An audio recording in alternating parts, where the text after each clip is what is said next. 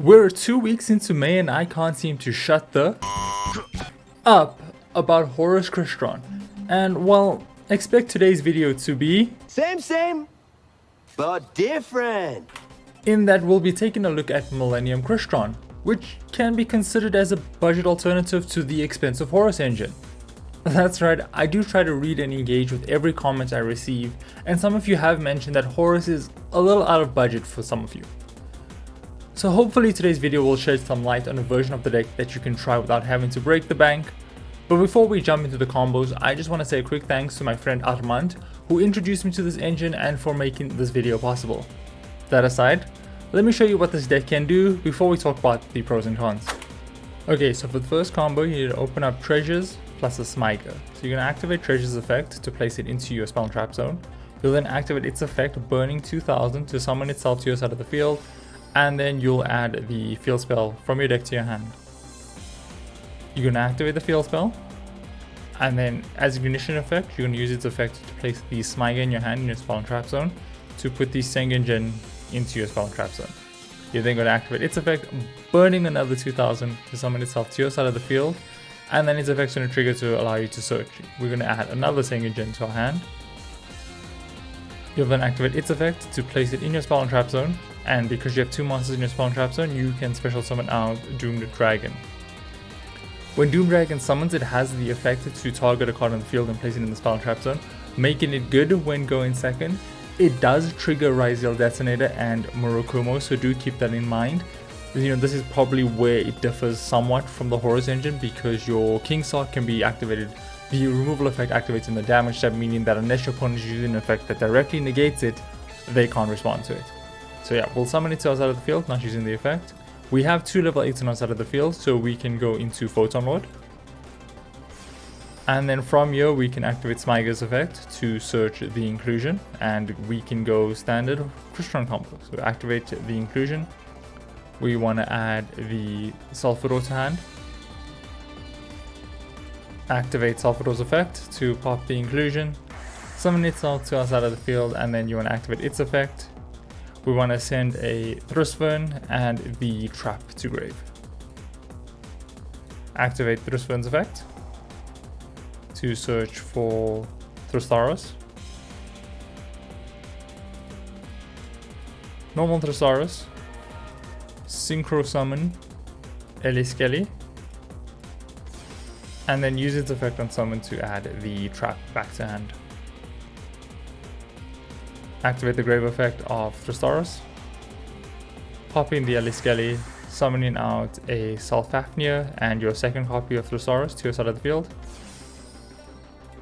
And then Ellie's effects on a proc to summon back the Sulfur from grave. From here, you want to go straight into a Nova, into Infinity. Set the trap, and then you want to use Inclusion's effect, banishing itself to summon out your Ellie to your side of the field. So you already have a Pop 2, an Omni Negate, a Monster Negate, and a Quick Synchro into a Spell Trap Negate. The same combo I just showed you can be done if you open up a Sengenjin plus a Smyger instead. So you'll activate the Sengenjin, putting itself in your spell trap zone. You'll then activate its effect to summon itself to your side of the field, and then you'll use it to on-res. You'll add a Treasures from your deck to your hand. You'll then activate Treasures, use its effect to summon itself to your side of the field, and then you want to add the Temple from your deck to your hand. Activate Temple. Use Temple's effect to put the Smyger in hand into your spawn trap zone, as well as another copy of Sengenjin.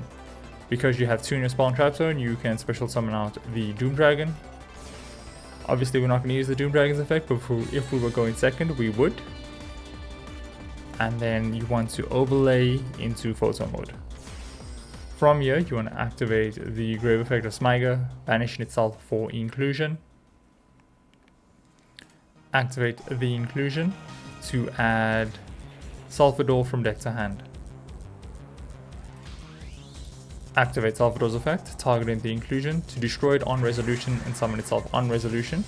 New chain effect, you want to send up to 2 from your deck to the graveyard. You want to send the Thrustburn. and the trap. Activate Thrustburn's effect, banishing itself to add Thrustaros from deck to hand. You then want a normal Thrustaros and synchro into Ellie. Its effect is going to activate on summon to add the trap from grave to hand. Open board state, you want to use Thrustaros' effect, banishing itself to pop the Ellie to summon out a Salfafnir and a Thrustaros from deck. And then on res, you want to use Ellie effect to summon out Salvador from grave. Overlay into a Nova, into Infinity,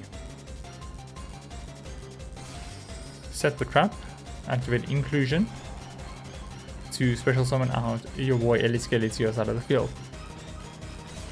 So like before, we have a pop 2 with a trap, because we control Ellie, a quick synchro into spell trap negate, a monster negate, and an omni negate, as well as just a random dude that's just chilling on our field.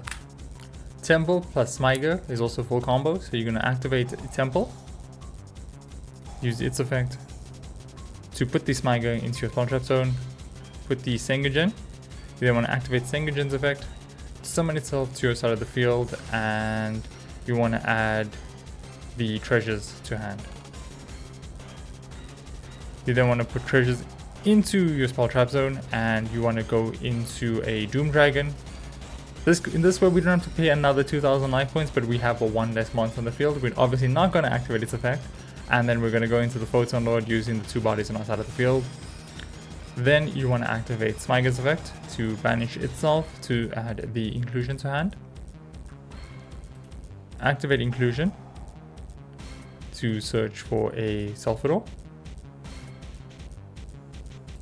Activate Salvador's effect, targeting the Inclusion, pop in the Inclusion on res, summon itself on res, and then using its effect on summon to send 2 Crystrons from deck to grave. So we're going for Thrustburn and the trap. Banish Thrustburn to search for Thrustaros. Normal summon Thrustaros. Special summon out Ellie. Using its effect, of course, I almost jumped the gun, to add the cluster to hand. And then you want to activate Thrustaros' grave effect, banishing itself to pop the Ellie, summon out a Salfafnir and a second copy of Thrustaros to your side of the field. Ellie's effect engrave to special summon out the Salvador. And then immediately you want to go into a Nova, into Infinity. Activate Inclusion. Summon out Ellie to your side of the field. Set the trap, if I can get to it, and we're good to go. All of your Millennium combos can be performed if you open up with a Thrustburn instead of a Smyger. It does change the line slightly, but it's still pretty good. So you want to activate the Sengagen's effect in hand. Of course, if we open the treasures, we could just do this the treasures line or the Wedger line, but in this case we just have Sengagen. Summon it to the side of the field. We'll then use its effect to add treasures to our hand.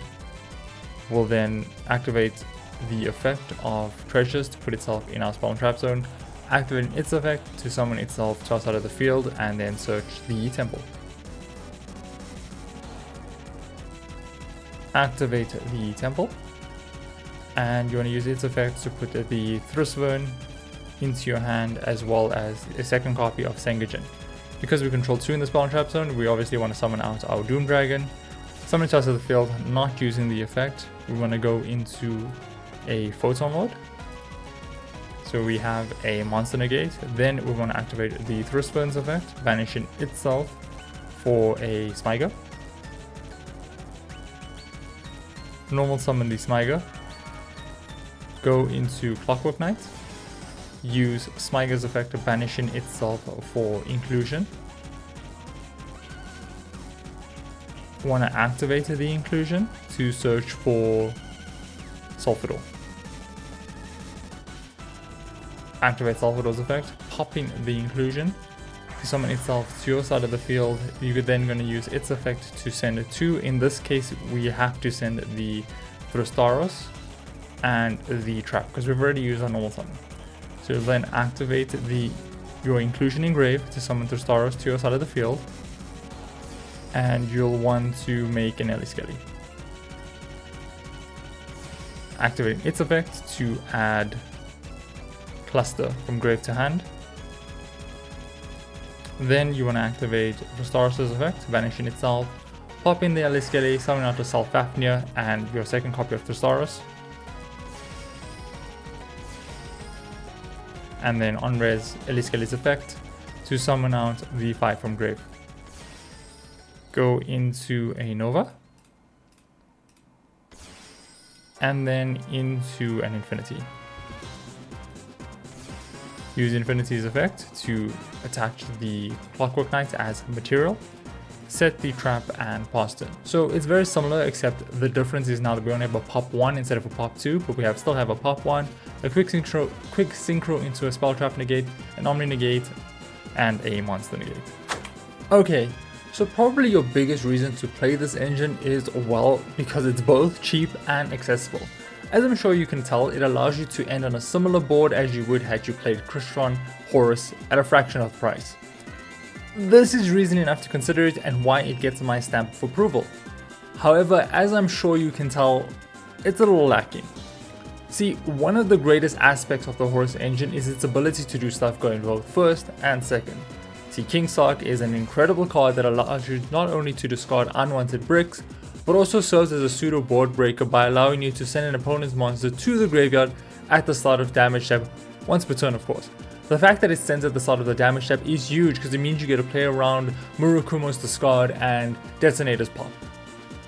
Beyond this, King Sark also protects your Horus monsters from non-targeting destruction, meaning that you can play through Murakumo's board wipe.